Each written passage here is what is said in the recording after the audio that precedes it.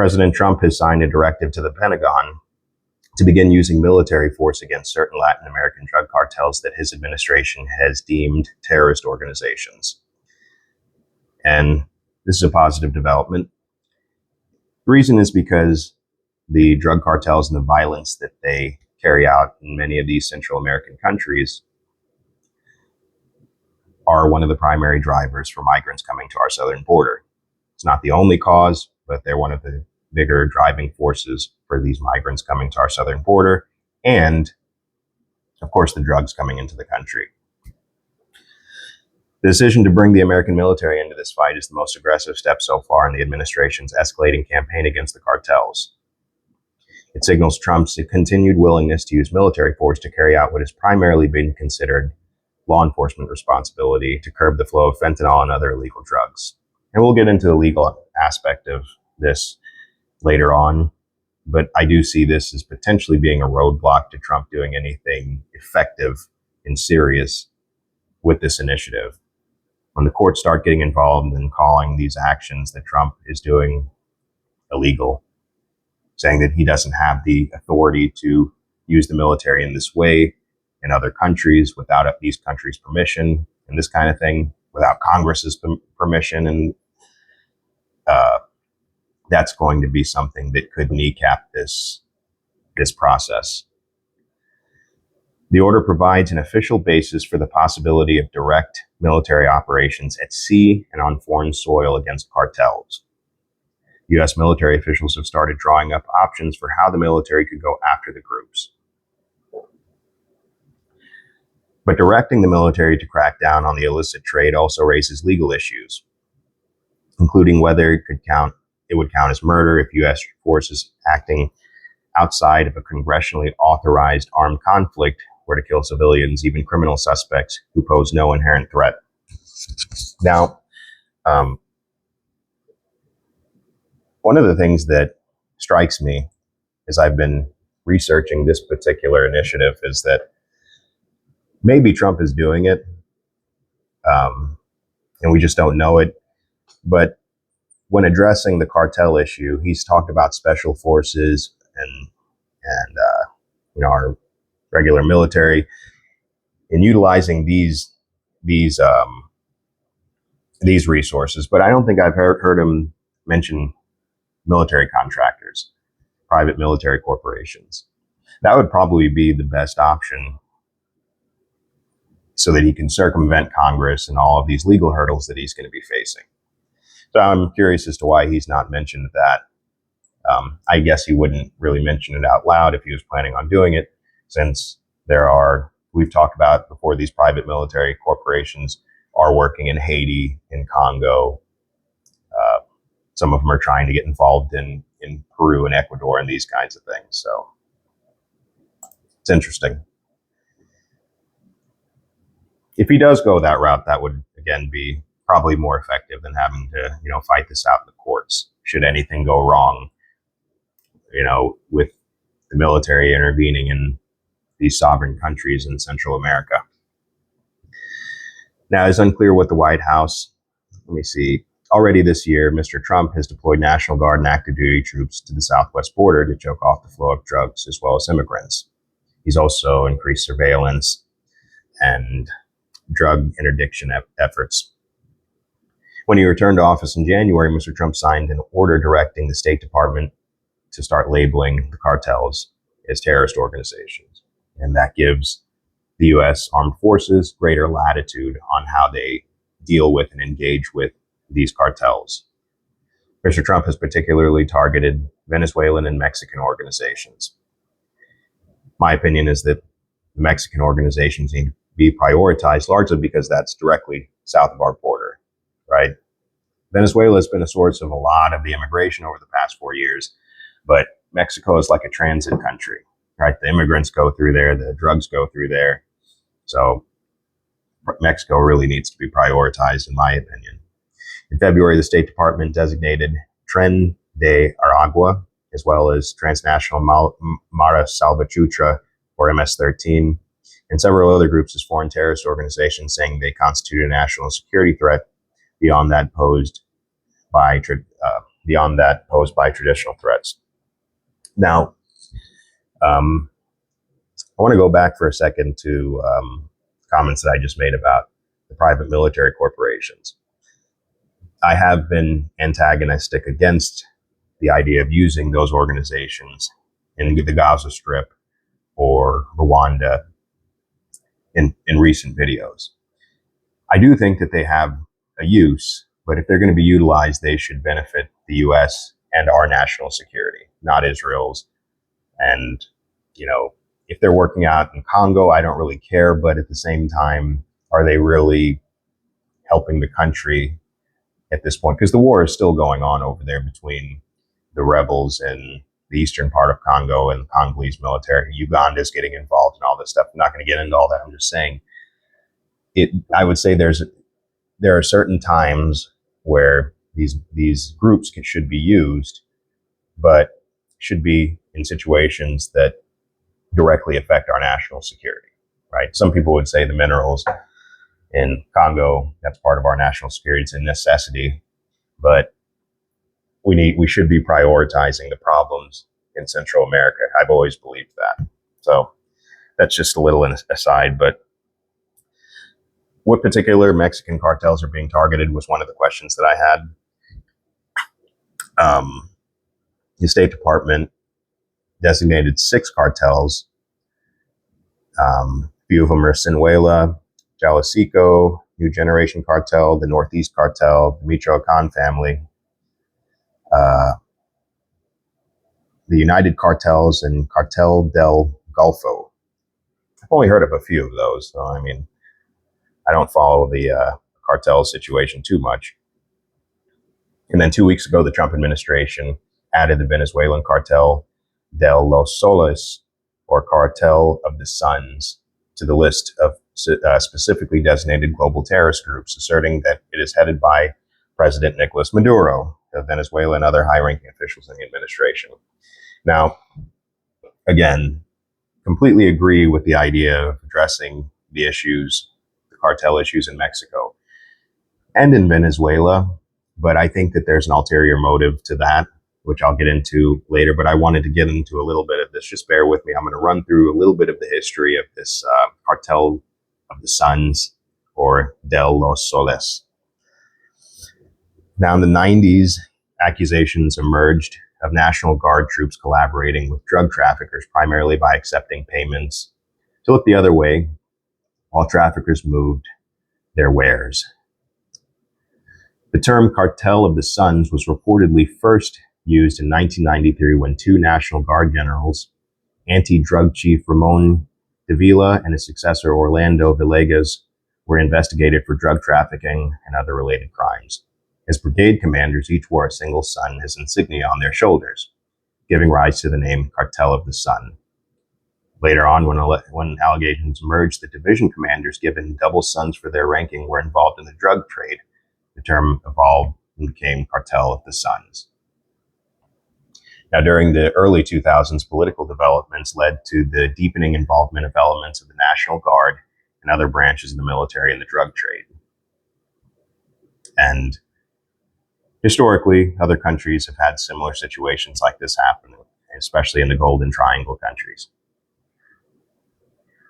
Now, in Colombia, the president, Alvaro Uribe, backed by billions of dollars of U.S. military aid, launched an unprecedented military assault against the country's leftist guerrilla groups, above all the Revolutionary Armed Guards of Colombia, or FARC, which pushed the guerrillas to shift more of their operations, including their growing cocaine trafficking operations, to Venezuela's poorly policed border states. They built ever closer ties to the government of President Hugo Chavez, who saw the guerrillas not only as ideological allies, but also a strategic bulwark against an increasing hostile Colombia and its backer, the United States. In Venezuela, meanwhile, President Chavez was briefly ousted from power in a U.S.-recognized attempted coup. In the aftermath, Chavez sought to shore up support with the military by filling many influential government positions or lucrative contract opportunities with army loyalists, and by turning a blind eye to the military's growing corruption. And so Chavez was basically using a lot of these, National Guardsmen and military personnel that were involved in, that started to get involved in the drug trade. He was using them, giving them lucrative contract opportunities and putting them in positions of power within his government because they were loyalists. With the military actively cooperating with the guerrillas in the border regions, of course, between Colombia and Venezuela, and with carte blanche to take part in criminal activities, the stage was set for it to get ever deeper into the drug trade. Soon, cells in the security forces began not only to charge drug traffickers to allow them to move shipments, but also to leverage their alliances with the guerrillas and other criminal actors to purchase, store, move, and sell cocaine themselves. And the amount of cocaine flowing through Venezuela surged. Evidence mounted that a growing number of senior members of the Chavez administration were also facilitating or even directly participating in drug trafficking.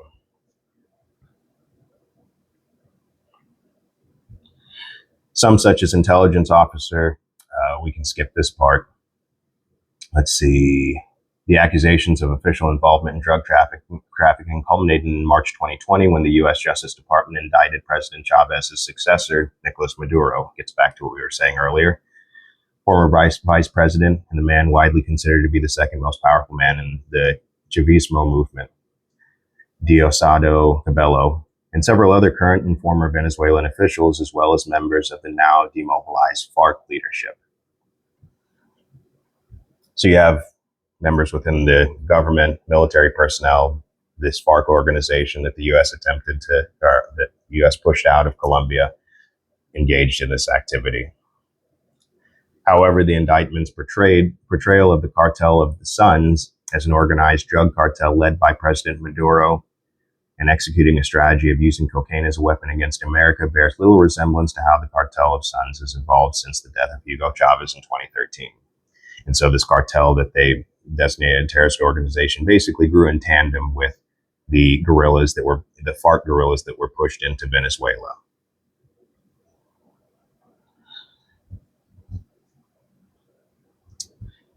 Since Maduro took office, Venezuela has endured a series of economic, political, and social crises, which Maduro has had to manage without the loyalty inspired by Chavez. A lot of these crises have been the result of U.S. sanctions, neither within the military nor within Chavismo. Against this backdrop, the Cartel of Suns has evolved into a system of criminal patronage in which cocaine is used to help prop up the Maduro government. So a lot of his loyalists are engaged in this kind of activity. And in order for him, basically, part of what helps him retain power is turning a blind eye to a lot of that activity and trafficking that's going on there. Not necessarily directly leading it the way the State Department is insinuating, but kind of turning a blind eye to it. Today, the catch-all term Cartel of the Suns masks the fact that the state drug trafficking axis is now less a network run by the military or Chavista politicians and more a system that it regulates. It is composed of a series of regional military political criminal nodes that are bound together by a national regime that guarantees impunity for its allies. Within this system, the regime rewards loyalty through assignment of regions known to offer wealth of opportunities for enrichment for the individuals that are assigned the regions through drug trafficking and other criminal economies. And lastly, I just to tie it up here, drugs can now pass through the hands of several different trafficking nodes as they move through the country. The military plays different roles within these nodes in different regions, while local rather than national politicians directly or indirectly manage relations between the military and criminal groups and control the environment traffickers operate in. The available evidence suggests that the Maduro regime maintains control of this system at the national level, not by brokering cocaine deals, but by allocating and distributing concessions, choice appointments, and assuring protection. This, again, if you study anything about the Golden Triangle and the Vietnam War, this is something that is not uncommon when we're looking at the drug trade. And I wanted to go through that. I know it was kind of tedious because this is kind of in my mind, it's a good thing to, of course, address, but obviously this is all setting the groundwork for regime change in Venezuela. And we're going to get to that in a moment. But the idea of, first of all, Maduro has a bounty on his head. I think Pam Bondi, I think, just raised it to $50 million. And they're claiming, the State Department's claiming he's leading and engaging in cocaine trafficking as president of Venezuela. So kind of far out. I'm glad that I think that anyone who's interested in this should do some research on it to understand the dynamics and the complexity of how that system works over there and how the Cartel of the Suns ties into all of this stuff, right? So getting back here to the article, on Thursday, the Justice and State Department announced that the United States, as we were just saying, is doubling its reward. It went from 25 to 50 million for information leading to the arrest of Mr. Maduro, who was indicted on drug trafficking charges. The administration again described him as a cartel head, and Pam Bondi said he will not escape justice, and he will be held accountable for his despicable crimes. Now, when asked about Trump's authorization for military force against the cartels, Anna Kelly, a White House spokeswoman, said in an email that President Trump's top priority is protecting the homeland, which is why he took the bold step to designate several cartels and gangs as foreign terrorist organizations. Now, again, this directly affects our national security, and I think it's important. But again, a lot of risk involved, right? Is it really about our national security, or is it just about toppling a regime in South America? So on the face of it, this is how oftentimes a lot of these initiatives work. They come from the Trump administration. At first, it sounds like a positive development, but oftentimes we start to see what our initial thoughts were crumble apart. Positivity crumbles apart. We understand there's an ulterior motive. And so unilateral military assaults on cartels would be a marked escalation in the long drive to curb drug trafficking, putting U.S. forces in a lead role on the front lines against often well-armed and well-financed organizations. Also important to understand where a lot of the financing for these cartels come from. We're not going to even get into that right now, but a sustained campaign would also likely raise further issues related to Mr. Trump's push to use the military more aggressively to back a variety of his policies, often in the face of legal and constitutional constraints.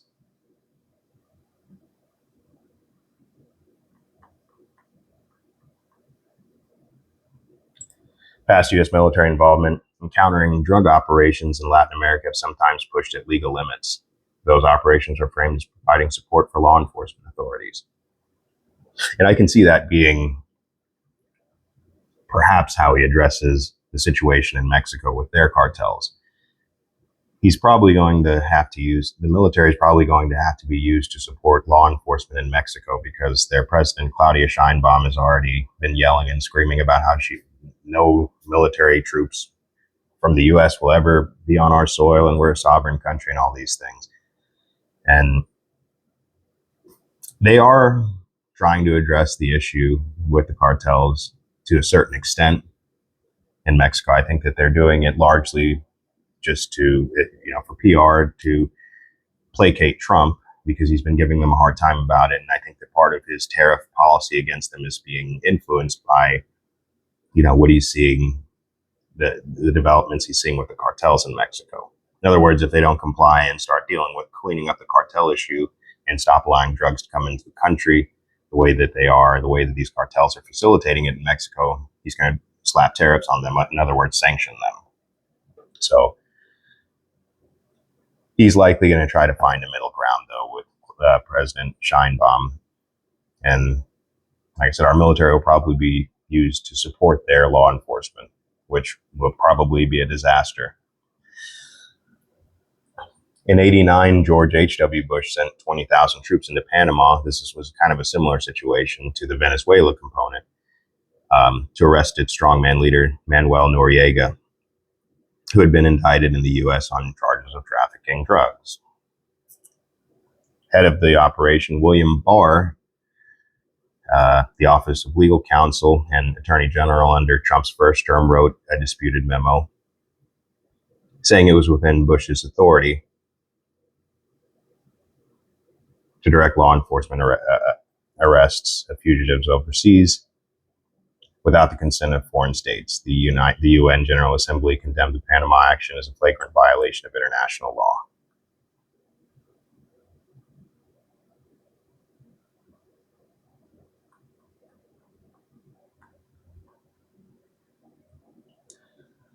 So Mr. Trump's directive appears to envision a different approach focused on U.S. forces directly capturing or killing people involved in the drug trade. So labeling them terrorist organizations has given the Trump a tremendous amount of latitude to operate against these cartels. And so just to button everything up, situation is basically that Trump is deciding to deploy troops against the cartels that he's designated terrorist organizations in Mexico and Venezuela. I think that the initiative in Mexico would be probably positive, but it could be disastrous, and there are a lot of legal hurdles that Trump has to and will have to jump over in order for that kind of operation to be successful.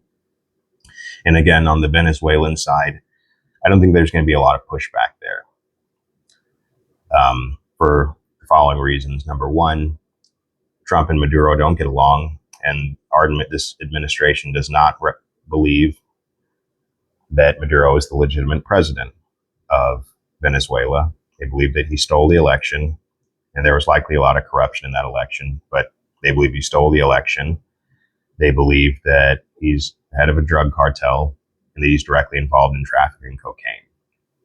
Now, in the bigger picture here, there are a lot of oil and gas organizations, particularly Exxon, that are operating offshore drilling offshore of Guyana, which is right next to Venezuela.